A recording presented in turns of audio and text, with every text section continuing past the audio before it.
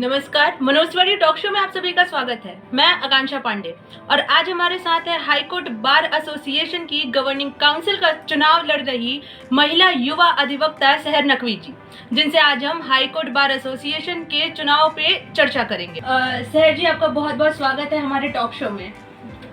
Ma'am, सबसे पहले तो आप ये बताइए कि आप इतने जनहित के मुकदमे लड़ती हैं, जनहित का काम करती हैं, फिर भी आप गवर्निंग काउंसिल का चुनाव क्यों लड़ रही हैं? मतलब अध्यक्ष या महाअध्यक्ष ऐसे चुनाव आपको लड़ने चाहिए थे, आप तो जनहित का काम करती हैं। अध्यक्ष और मंत्री सचिव का चुनाव लड़ने के लिए मेरे बड़े हैं और जिनके लिए वो कुर्सी अच्छी भी लगती है, क्योंकि बड़ों पे बड़ी चीज़ें अच्छी भी लगती हैं। मुझे बस बड़ों का आशीर्वाद मिल जाए, गवर्निंग काउंसिल ही सही, मैं अपने आप को बस इसी में भाग्यशाली समझूंगी। बायलॉज के संशोधन में जो संशोधन हुए हैं उसको आप सही मानती हैं कि गलत? बायलॉज के संशोधन में जो हुए हैं, जो मेरिट्स बनाई गई है, फाइलिंग एडवोकेट और आर्गुएड एडवोकेट जो किया गया है जी, तो ये मुझे लगता है कि सही किया है। जिनको इलेक्शन लड़ना भी है, एक बार के की डिग्निटी मेंटेन करने के लिए, कोई समझता है कि यूं ही बार में कोई चुनाव लड़ जाता है, मेहनत नहीं होती, अध्यक्ष मंत्री यूं ही हो जाते हैं, गवर्निंग काउंसिल यूं ही हो जाते हैं, विमेन सेक्रेटरी पद हैं, आदमी सोचता है कि लोग यही माइंड में बसा के रखते हैं कि यूं ही हो जाते हैं, मेहनत नहीं रहती है। लेकिन अब जब ये क्राइटेरिया सेट कर दिया गया है, जो संशोधन हुए हैं इसमें, तो इसे लेकर लोगों में ये है कि अब जो चुनाव लड़ रहे हैं वो कैंडिडेट्स की अलग से रिस्पेक्ट है कि अच्छा आपने वो क्राइटेरिया फिल कर लिया है। सर जी, आपको नहीं लगता कि कई समीकरण हैं जो ध्वस्त हुए हैं बायलॉज में चेंजेस आने पे? हाँ, ये समीकरण ध्वस्त हुए हैं, ये आप सही कह रही हैं कि समीकरण जो थे पिछले चुनाव के मुताबिक, पिछले चुनाव में जिस तरह से समीकरण था, इस चुनाव में वो चेंज हो गया है। बहुत सारे लोग बाहर भी हो गए हैं, बहुत सारे लोगों को मौका मिल गया है, जो लोग करना चाहते थे उनको भी मौका मिल गया है। तो बायलॉज के अकॉर्डिंग जो लोग सेट हो गए हैं, ये अच्छी बात भी है कि अपनी काबिलियत को भी इंसान को देखना चाहिए, और जो अधिवक्ता साथी हैं, पुराने हो या नए हो, सबको मौका मिलना चाहिए। हमारे बायलॉज के संशोधन से सभी अधिवक्ता खुश हैं, बहुत नाराजगी तो किसी में नहीं देखने को मिली अभी। अधिवक्ता खुश हैं, लेकिन सहर जी ये बताइए, ये जो चेंजेस हुए हैं इसमें एक चेंज आया है कि अब वोटिंग राइट उनके पास है जो 5 मुकदमे फाइल करे साल भर में। आपको नहीं लगता ये नेचुरल वोटिंग राइट का हनन है? कि ये तो बार का निर्णय था और कमेटी का निर्णय था। कमेटी ने सोच विचार के लंबी प्रक्रिया अपना के जांच पड़ताल करके इस चीज को फॉलो किया। लेकिन बस ये है कि अब बार में जो मेंबर हैं, जो वोटिंग राइट, आपने कहा कि 5 फाइलिंग होनी चाहिए जी, 5 फाइलिंग किसी भी एडवोकेट के लिए बहुत बड़ी बात नहीं होती है। ये एक तरह से चैलेंज नहीं है, ये एक तरह से है कि आप अपने को मेंटेन भी करेंगे एडवोकेट लेवल पे। लोग कहते हैं वकील यूं ही चले जाते हैं, कभी कभी वकीलों पे आपने आरोप भी देखे होंगे कि वकील तो बस काला कोट पहन लिया तो कब्जा करने के लिए कहीं चले गए, ये आपने सुना होगा। तो अधिवक्ताओं के ऊपर जो ये आरोप लग जाता है, एक काला धब्बा हो जाता है। काले कोट पे काला धब्बा अच्छा नहीं लगता है, तो इसलिए किया गया है, यही सब सोच विचार किया गया है। अधिवक्ताओं की एक अच्छी प्रोफाइल को मेंटेन करने, प्रोफाइल इस बीच बहुत लोगों ने खराब कर दी थी। वकील ऐसा करते हैं, वकील वैसा करते हैं, वकील सही से पेश नहीं आते। देखिए, पुलिस ने बहुत खराब की थी इमेज अधिवक्ताओं की, अधिवक्ता उपद्रव करते हैं। कई जगह देखिए, कई लेवल पे अधिवक्ताओं को कई ऐसे शब्द बोल दिए गए हैं कि जो हमारी मर्यादाओं को भंग करता था। तो इसलिए बार ने कहा कि नहीं, हमारे काबिल एडवोकेट है जो वोटिंग भी करते हैं, तो 5 फाइलिंग है, हमारे अधिवक्ताओं की इससे रेस्पेक्ट मेंटेन हुई है। आपने बोला कि 5 फाइलिंग बहुत ज्यादा नहीं है, आपको नहीं लगता है कि इससे वोटर्स भी तो कम हुए हैं? वोटर्स नहीं, वोटर्स कम नहीं हुए हैं।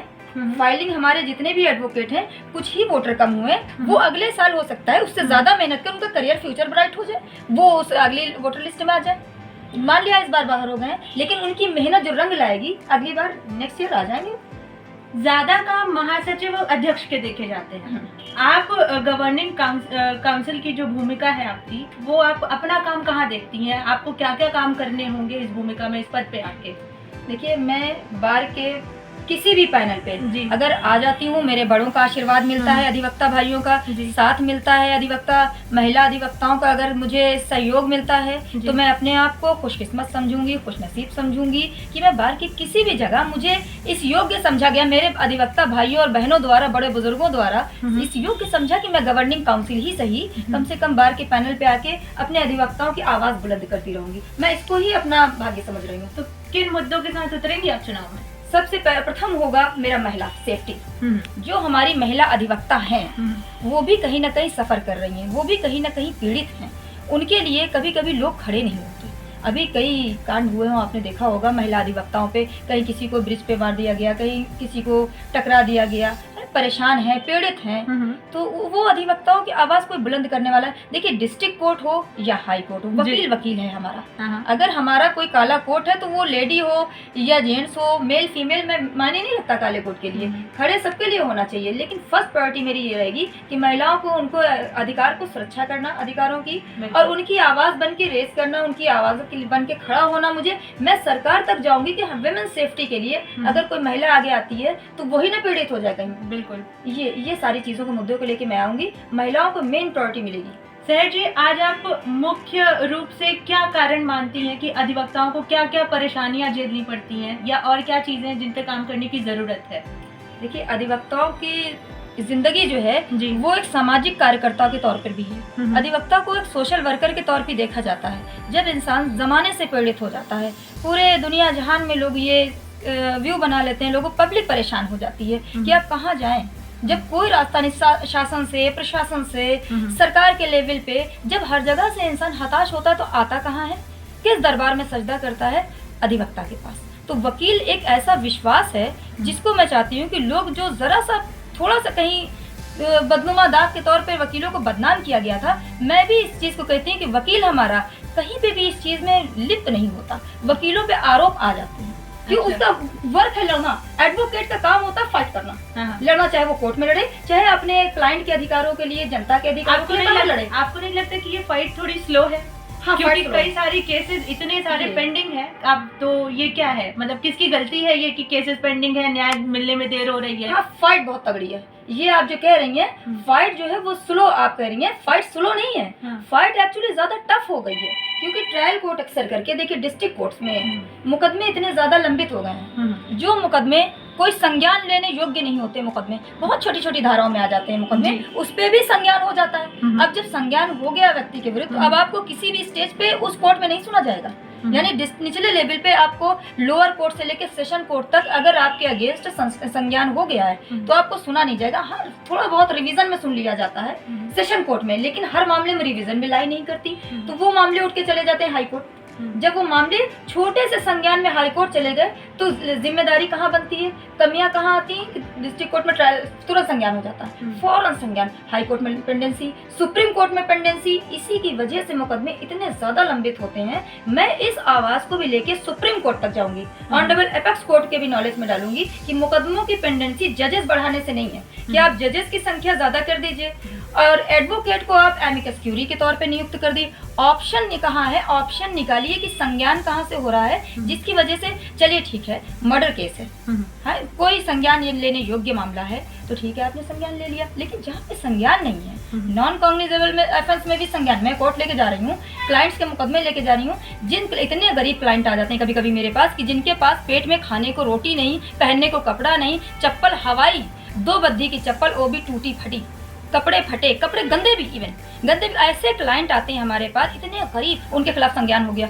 बताइए क्या ये अपराधी हैं? अगर कोई किसी को मान लिया गाली गलौज हुई, क्या ये निचले लेवल पे सुलह समझौता होके नॉन कॉग्निजेबल ऑफेंस पे खत्म नहीं किया जा सकता? नहीं, ये हाई कोर्ट चला जाता है। ये लोग सुप्रीम कोर्ट में, इनकी हैसियत नहीं हो जाती कि जाके फीस कैसे पे करेंगे, ये लोग फीस भी पे करने की हैसियत नहीं होती। ये लोग सफ़र करते हैं। मैं इनकी लड़ाई लड़ने के लिए, मैं अधिवक्ताओं के भाइयों की लड़ाई तो लड़ूंगी बार में, लेकिन मैं उन गरीबों की लड़ाई भी लड़ूंगी, उन मोहताजों की, उन मुफलिसों की लड़ाई भी लड़ूंगी जो इस योग्य नहीं है कि जो अपेक्स कोर्ट तक पहुंच सके। भले ही हाँ, खर्चा हमें पे करना पड़े, मैं जितना कमाऊंगी मैं सब अपनी गरीब जनता पे लुटाऊंगी, क्या खर्च करूंगी मैं, लेकिन एपेक्स कोर्ट पर उनके लिए न्याय मांगने मैं जाऊंगी। मैं सफ़र करने बहुत कम दूंगी, जो मेरी जानकारी में आ जाएगा। हाँ, अगर मेरी जानकारी में कोई चीज़ नहीं है तो मैं उसके लिए सरकार से निवेदन करूंगी, सुप्रीम कोर्ट से निवेदन करूंगी कि ऐसे लोगों को आप जानकारी करें। जी बिल्कुल जी। सर जी, हम ये जानना चाहेंगे कि क्या बार बेंच को नियंत्रित कर सकती है या करती है, और अगर नहीं करती है तो बार बार चुनाव क्यों? देखिए, इस टाइम तो बार बेंच में जो आपसी तालमेल था वो बहुत अच्छा नहीं दिख रहा है मुझे। अच्छा, बार बेंच का तालमेल है कि हर स्ट्राइक पे भी ये है कि आप स्ट्राइक मत करिए, ठीक है, हाँ स्ट्राइक मत करिए, सही है, लेकिन हमारी आवाज़ आप तक रखेगा कौन? बेंच से कभी कभी शिकायतें आ जाती हैं कि बेंच में ये चीज़ें हो रही, बेंच में वो चीज़ें हो रही। जब हमारे लीडर्स हमारा बार ही आप तक पहुंचाएगा तब तक आप सूचना जाएगी, क्योंकि बेंच जो होती, बार जो है ये पॉलिटिकल होता है, सोशल होता है, सामाजिक होता है जी, और बेंच जो है वो सामाजिक नहीं होती, उनका सामाजिक जीवन नहीं होता। आप एक लिमिटेड दायरे में हो, वकील लिमिटेड दायरे में नहीं है, बार हमारी लिमिटेड दायरे में नहीं है। तो आप तक अगर अपनी आवाज को पहुंचाना है या अपनी अच्छी हम कह रहे हैं, बुरी बात नहीं, हम आपके खिलाफ नहीं है, लेकिन आप तक अगर किसी भी बात को बार की पहुंचाना है तो क्या जरिया है हमारा, बार ही तो पहुंचाएगा बेंच तक। इसलिए बार बेंच में तालमेल बहुत जरूरी है। बिल्कुल। सहर जी, आप अध्यक्ष के रूप में किसे देखना चाहेंगी? कुछ नाम ले लेती हूँ मैं। अनिल तिवारी, सीपी उपाध्याय, IK चतुर्वेदी, अतुल पांडे, इनमें से आप किसे देखना चाहेंगे अध्यक्ष के रूप में? देखिए, सभी हमारे सम्मानित बड़े हैं, सभी हमारे ऊपर, हम तो कहते हैं कि आशीर्वाद दे, और मैं सभी के लिए विश करती हूँ कि जिसको जिस तरह से समर्थन मिले हमारे अधिवक्ता भाइयों का। मैं किसी का स्पेसिफिक नाम इसलिए नहीं ले रही हूँ कि मेरे अधिवक्ता भाई जो है, मेरे बहन जो है, मेरे बड़े बूढ़े बुजुर्ग जो अधिवक्ता हैं, वो किसको अपना समर्थन देते हैं, ये देखने वाली बात है। जिसे समर्थन देंगे, समर्थन तो मैं आपका जानना चाहूंगी, क्योंकि आपकी जनता, आपके लोग भी जानना चाहेंगे कि आप किसे अध्यक्ष रूप में देखना चाहेंगी। खैर, अध्यक्ष के बाद मैं एक और सवाल कहूंगी कि आपको महासचिव के पद पे किसे देखना चाहेंगी? आपकी पसंद कौन होगा? महासचिव के पद पे भी इसके लिए मैं मीटिंग रख लूंगी एक, तो देखती हूँ मेरे अधिवक्ता भाई किसके तरफ ज्यादा है।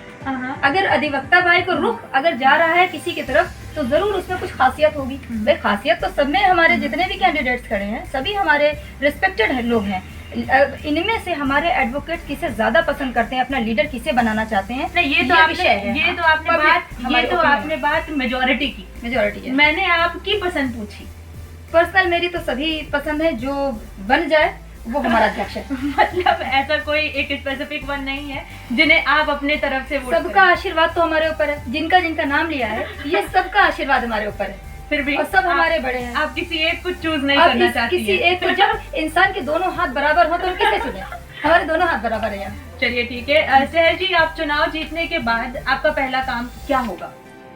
चुनाव जीतने के बाद सबसे पहला काम होगा कि मैं महिलाओं के जो लेडी अधिवक्ता हैं उनके लिए सबसे पहले सुरक्षा मांगूंगी कि इनकी सेफ्टी बहुत जरूरी है। आप बार बार महिला अधिवक्ताओं की बात कर रही हैं। महिला अधिवक्ताओं आज के टाइम पे मतलब कि कोर्ट हो या high court, district court, supreme court, कहीं पे भी इनकी कमी है। क्या वजह मानती हैं आप? अधिकारों की रक्षा, मैंने कहा ना, इनकी मैं रक्षा करूंगी और इनकी सेफ्टी के लिए भी आवाज उठाऊंगी। दूसरा, इनके अधिकारों के लिए जो कमियां हैं, विमेंस क्यों कम है, भाई महिला अधिवक्ता हमारी क्यों कम है, इसलिए भाई सुप्रीम कोर्ट तक में कम है, जजेस में भी कम है। ऐसा नहीं है कि जुडिशरी में बहुत ज्यादा है, जुडिशरी में भी माइनर संख्या है, बहुत ज्यादा नहीं है जी। तो मैं चाहती हूँ कि अगर हमारे अधिवक्ता भाई मेल्स इतनी ज्यादा संख्या में, तो योग्य तो हमारी लेडीज बहन भी है। अगर मेरिट पे सही उतरती हैं, अगर मेरिट पे हमारी बहनें भी आती हैं, तो इनको भी मौका दिया जाए। मैं इस लड़ाई को, मैं इस आवाज को, लड़ाई नहीं है हमारी, न बार से, न बेंच से, न कॉलेजियम से, लेकिन मैं सिर्फ इस बात को अपनी पहुंचाना चाहती हूँ कि अगर योग्यता है तो इनको भी उसी बराबरी से देख लिया जाए एक नजर, कि अगर योग्यता है तो इनको भी दिया जाए मौका। भाई बेंच में भी आए और एडवोकेट पेशे में, वकालत में लोगों की रुचि बढ़े। जो हमारी बहनें हैं, मैं कह रही हूँ, जो पढ़ रही हैं, एजुकेटेड हो रही हैं, तो वो एडवोकेट की तरफ ज्यादा आ जाएं, वकील बने। वकील बनेंगी तो जुडिशरी में जाएंगी। तो मैं चाहती हूँ कि पढ़ लिख के कोई बेटी हमारी तरह किसी वकील बनकर काला कोट पहन के निकले, माँ बाप का भी सीना चौड़ा होता है, अच्छा लगता है जब किसी की बेटी आती है, अच्छी जगह आती है। तो मैं चाहती हूँ, ये बहुत अच्छी जगह है, ये इतनी अच्छी जगह है कि मैं चाहती हूँ, ये मंदिर है हमारा। जब भी मैं देखती हूँ हाई कोर्ट या सुप्रीम कोर्ट को फोटो, तो लगता है सजदा कर लूं मैं। तो जब हमारी बहनें आएंगी तो उनको भी फील होगा, प्राउड फील होगा अपने आप को। लड़की होने पे कभी अफसोस नहीं होगा। कभी कभी लड़कियां, मैंने कई स्टेटमेंट सुने कि लड़की होने पे अफसोस करती हैं जब टीवी में घटनाएं देखती हैं। जब टीवी में घटनाएं इतनी बुरी तरह महिलाओं के साथ इंजस्टिस हो जाता है, तो लगता है कि महिला अपने आप में महिला होने पे क्यों अफसोस करने लगी है क्या। मैं चाहती हूँ कि गर्व करें, हमारे साथ आए, पढ़ लिख के इधर आ जाए जरा। सहर जी, आपने महिला अधिकार हनन बताया, महिला अधिवक्ता का कम हो। जिस मंदिर में अधिकार की बात की जाती हो, सिर्फ अधिकार पाने के लिए लोग आते हो, वहाँ पे महिला अधिकारों का हनन क्यों? मेरी बहनें जब आएंगी तो मैं कह रही हूँ कि शायद इस पे नजर ना गई हो।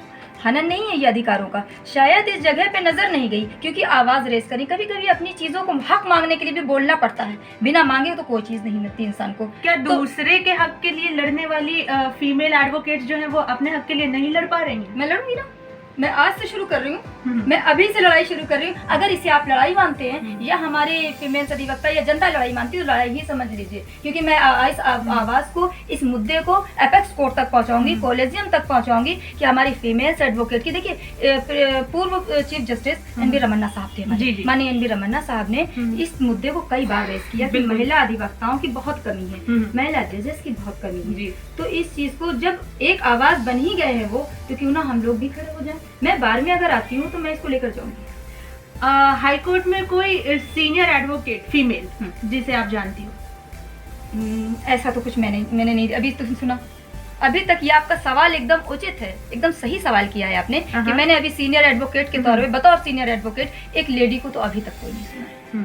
लेकिन हो सकता है अब आपकी इस सवाल को मैं लेके जाऊं और अब आपको ये शिकायत का मौका न मिले, मिल जाए, बहुत सारी मिल जाए। अगली बार जब आपके इंटरव्यू शो में बैठूंगी, मैं टॉक शो में बैठूंगी, हो सकता है तो अपनी लिस्ट लेके बैठूंगी।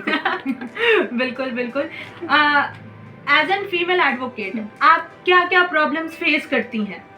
हाँ, ये तो एक बहुत थोड़ा सा विषय है कि क्या क्या प्रॉब्लम फेस करती हूँ मैं एज एन फीमेल एडवोकेट। सबसे पहले मुझे कोर्ट में तो प्रॉब्लम नहीं होती है, कोर्ट की कोई प्रॉब्लम नहीं है आने जाने की। भाई ये लगता है कि शाम के वक्त, इवनिंग टाइम में सेफ्टी पर्पज से, चाहे वो एडवोकेट हो, कोई महिला हो, महिला होने पे ये लगता है कि चलो शाम हो गई जल्दी घर चलें, इस चीज़ का थोड़ा रहता है। अच्छा, इस चीज़ का काला कोट रहता है, फिर भी इस चीज़ का डर रहता है कि 5 बज गए हैं अब घर चलते हैं। तो ये चीज़ों को मैं कहूँगी कि बार भी कहे कि सेफ्टी, महिला अधिवक्ताओं की थोड़ा सा सिक्योरिटी बहुत ज़रूरी है।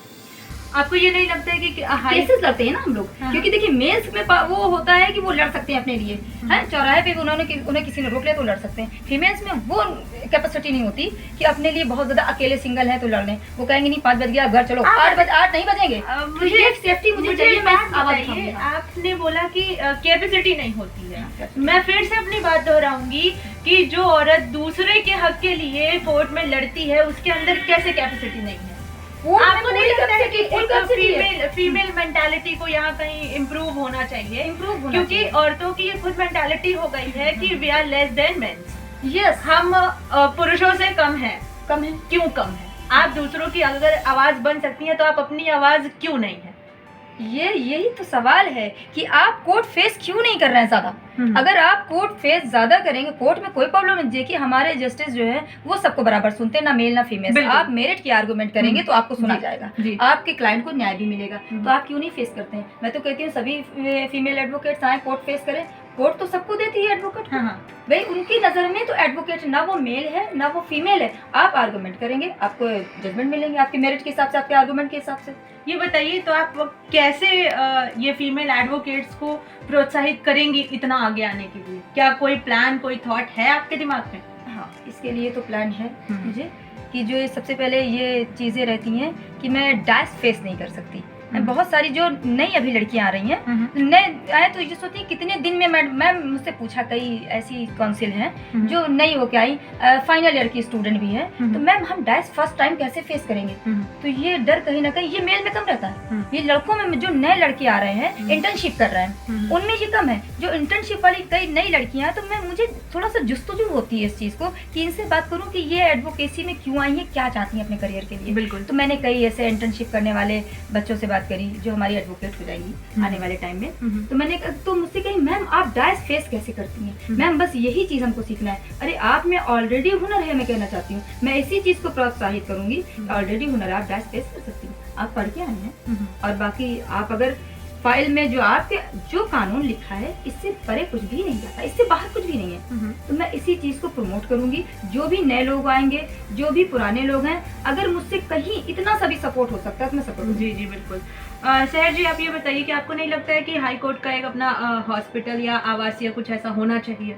हाँ, हॉस्पिटल की तो बहुत कमी है। एक बात ये है कि इस चीज़ को मैं देख रही थी, कोरोना काल में अधिवक्ताओं को इतनी ज़्यादा परेशानी हुई है कि स्ट्रेचर की भी सुविधा नहीं थी वहाँ पे। स्ट्रेचर की फैसिलिटी ना होना बहुत दुखद था। ये अधिवक्ता कई तो कोर्ट में गिर गए, कोर्ट परिसर भी गिर गए हैं। तो हॉस्पिटल क्या है, एक सरकारी जो डॉक्टर है, जो फैसिलिटीज़ है ये सरकारी डॉक्टर की, एक इन्हीं में से 1-2 बिठा दिए जाते हैं बस। यही डिस्ट्रिक्ट कोर्ट का हाल है। अच्छा। 1-2 यही बेली और ये अपने स्वरूपरानी से हाँ। हॉस्पिटल से 1-8 डॉक्टर वहाँ बैठा दिए जाते हैं। अब वही कॉपी पेस्ट वाली दवाएं हैं कि बस एक ही दवाई हर मर्ज के लिए दे दीजिए। अच्छा। तो उसी हिसाब से मेडिकल फैसिलिटी हमारे हाई कोर्ट, डिस्ट्रिक्ट कोर्ट के अधिवक्ता भाइयों को सही नहीं मिल रही है, ये मिलनी चाहिए। मैं इसके लिए भी शासन पे पत्र लिखूंगी, शासन से कहूंगी कि वीआईपी हॉस्पिटल, अच्छे हॉस्पिटल, हम पब्लिक के लड़ते हम स्वस्थ रहेंगे तभी तो जनता के लिए समाज सेवक बन के खड़े होंगे। हम समाज सेवक भी, मैं बार बार कहती हूँ अधिवक्ता समाज सेवक होता है, क्योंकि कोई सैलरी पे नहीं होता।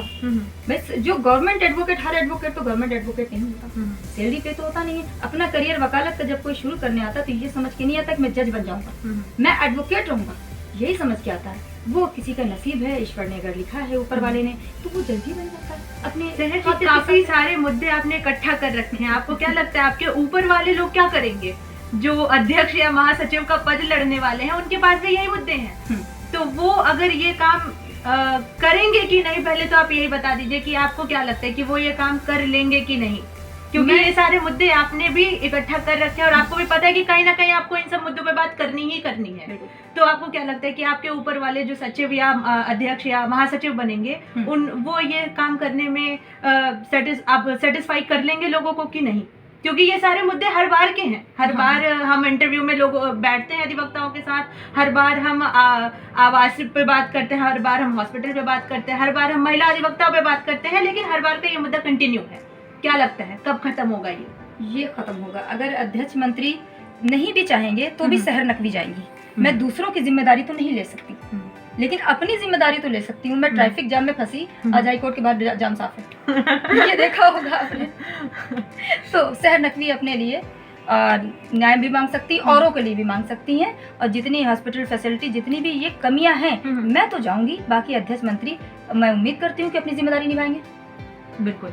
लिस्टिंग और रिफाइनिंग का मुद्दा हर बार उठता है, लेकिन इस पे कोई समझौता नहीं हो पाया है। क्या लगता है कंटिन्यू रहेगा कि अब बंद हो?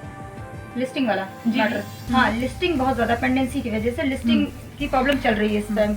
तो इसको कहीं ना कहीं सॉफ्टवेयर को भी दोष दिया जाता है कि एनआईसी से कुछ प्रॉब्लम है, एनआईसी इतना डैमेज चल रही है, एनआईसी से जो सर्वर है वो डाउन चल रहा है, ये चीजें मिलती हैं। तो ये सरकार को भी चाहिए। रिवाइज का मुद्दा भी, हाँ रिवाइज का मुद्दा भी, ये रिवाइज वाला मुद्दा भी है। तो हम लोग जाके जब पैनल पे मैं आ जाऊंगी तो चीफ साहब से बात करूंगी जाके, ये रिवाइज का मुद्दा जो ये एकदम परफेक्ट कर दिया जाए, क्राइटेरिया सेट कर दिया जाए। हाँ, मुकदमों की वजह से लिस्टिंग जो रिवाइज है, ये सिस्टम है, बहुत प्रॉब्लम हो रही है क्लाइंट्स को, एडवोकेट्स को बहुत प्रॉब्लम हो रही है। तो एक क्राइटेरिया सेट कर दिया जाए कि जैसे जितने केसेस लग गए उतने ही केस लगे जितने सुनवाई पे आ सके, 50 लगे या 100 लगे, उतने एक दिन में सुनवाई हो जाए, हियरिंग हो जाए, क्लाइंट को भी लगे कि आज मेरा केस लगा है तो न्याय मिल रहा है मुझे, आज मेरी सुनवाई हो जाएगी। वैसे क्लाइंट पूरा दिन फोन करके ऐसे हाई कोर्ट के बाहर बैठे रह जाते हैं आके, आज मेरा केस लगा था, एक ख्वाब हो जाता है उनके सुनवाई, सुनवाई नहीं हो रही, 1 साल हो गया, अरे 6 महीने हो गए हैं, ये मुद्दा चल रहा है। मैं इसको मानती हूँ, यहाँ पे कमियां हैं, इसके सुधार के लिए मैं चीफ साहब के पास जाऊंगी, बात करूंगी कि इस चीज को सुधारा जाए। क्लाइंट बहुत सफर कर रहा है। बिल्कुल।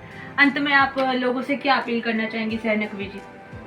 लोगों से तो मैं यही अपील करूंगी कि मुझे वोट दें, सपोर्ट दें, एक बार पैनल पे आने का मौका दें, यही मैं अपील करती हूँ। और जो आपको योग्य लगे कैंडिडेट उसे चुनिए, वो मैं हूँ या कोई हो।